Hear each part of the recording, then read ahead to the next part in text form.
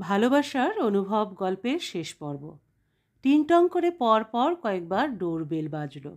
মা বিরক্তিস্বরে রান্নাঘর থেকে বলল, পাখি দেখ তো, কার বাড়িতে আগুন লাগলো। বেল বাজাতে বাজাতে কানটাই ঝালাপালা করে দিল সকাল সকাল। পাখি হাসতে হাসতে বলে, আগুন তোমার বাড়িতে লেগেছে মা, আর গেটে ফায়ার সার্ভিসের কর্মী। দরজা খুলে, ইমনদা ভেতরে এসো।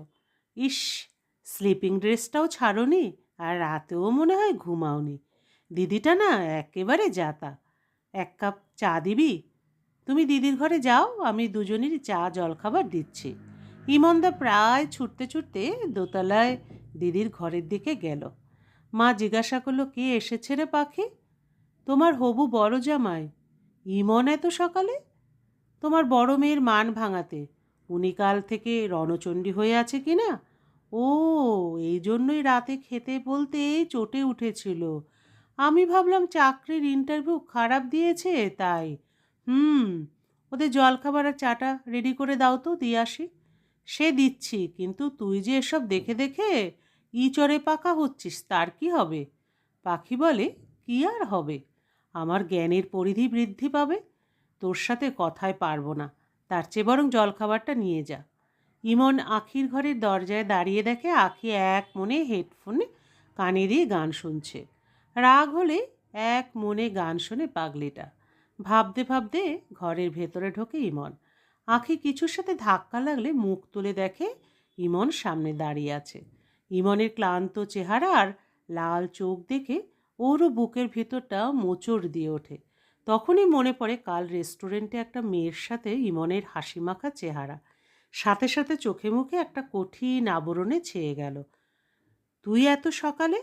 তার আগে তুই বল, কাল থেকে ফোন তুলছিস না কেন? আমার ইচ্ছে। আর তোর কি কথা বলার লোকের অভাব যে আমাকে ফোন করছিস? বেশ তো রেস্টুরেন্টে বসে কথা বলছিলি, তখন কতবার ফোন করলাম, আমার সামনেই তো কেটে দিলি। তাহলে এখন আমার ফোন বন্ধ না খোলা তাতে তোর কি? দেখ, ওখানে মিস বর্মনের সাথে একটা ডিলের ব্যাপারে আলোচনা করছিলাম। ওটা একটা বিজনেস মিটিং ছিল, তাই ভেবেছিলাম তোকে পরে ফোন করে নেব। তারপর থেকেই তো তোর ফোন বন্ধ, না হয় তুলছিস না। যা যা, আমাকে আবোল তাবোল বোঝাস না। Business meeting? তো কাকু কোথায় ছিল? আর তো কেউ ছিল না, শুধু তোরা দুজনে ছাড়া।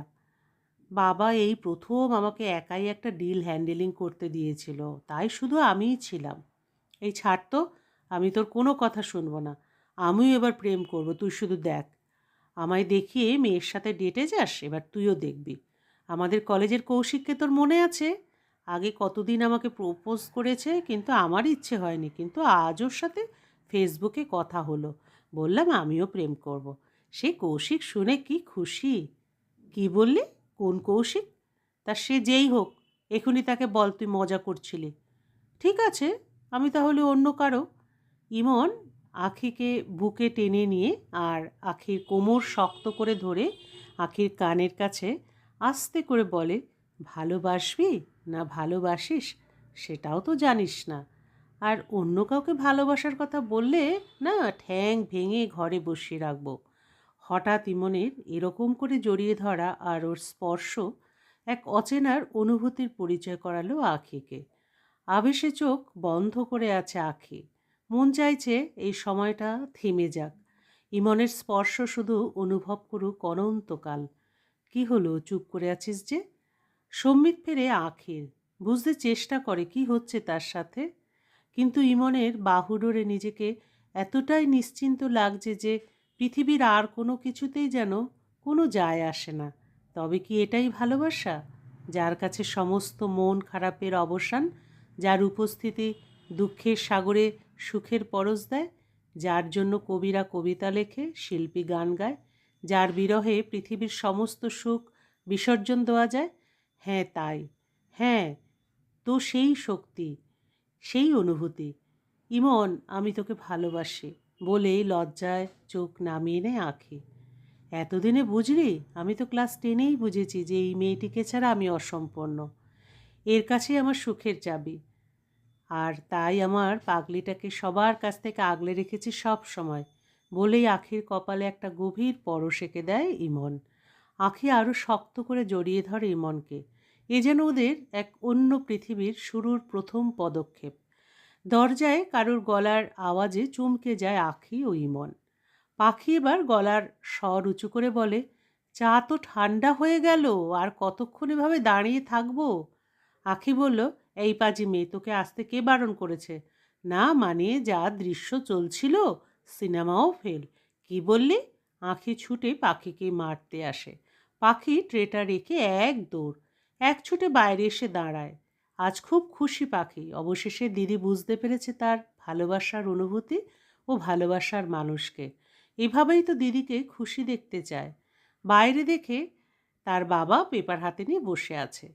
পাখিকে দেখে বাবা বললেন, পাখি মা, এক কাপ চা খাওয়াবি? আনছি বাবা। চা নিয়ে বাবার সামনে, বাবা নাও। এবার তাহলে ইমনের বাবার সাথে ভালোভাবে দেখাটা করতেই হয়। অনেক দিন থেকেই ডাকছেন আমার হবু বিয়াই মশাই। কি বলিস পাখিমা? অবাক পাখি, বাবা জানলো কিভাবে? আবারও খুশি, হয়ে যাক সব ঠিক। দরজায় পাখি দেখল দিদির ছায়া। পাখিকে ধাওয়া করতে এসে আড়াল থেকে আঁখিও শুনে ফেলল তার সদ্য বিকশিত ভালোবাসা নামক স্বপ্নটি বাস্তবে স্বীকৃতির পথে। গল্পের সমাপ্তি এখানেই। আবার দেখা হবে পরবর্তী আরেকটি গল্পের সাথে।